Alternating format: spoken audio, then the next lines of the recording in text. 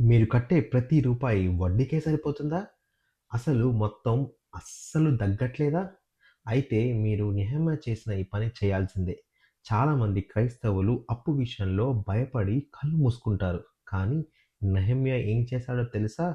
యెరూషలేము గోడలు కూలిపోయాయని తెలిసినప్పుడు అతడు ఏడ్చాడు, ఉపవాసమున్నాడు, ప్రార్థించాడు. దేవుడు అద్భుతాన్ని మాత్రమే కాదు, ఒక పద్ధతిని కూడా ఇస్తాడు.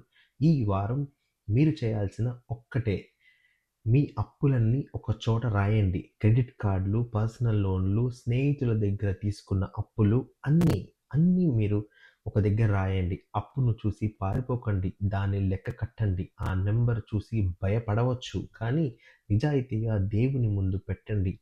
అప్పుడే మీ విముక్తి మొదలవుతుంది. కానీ అప్పులు లెక్క పెడితే సరిపోదు. వాటిని ఎలా అంతం చేయాలో పార్ట్ 2లో చూద్దాం.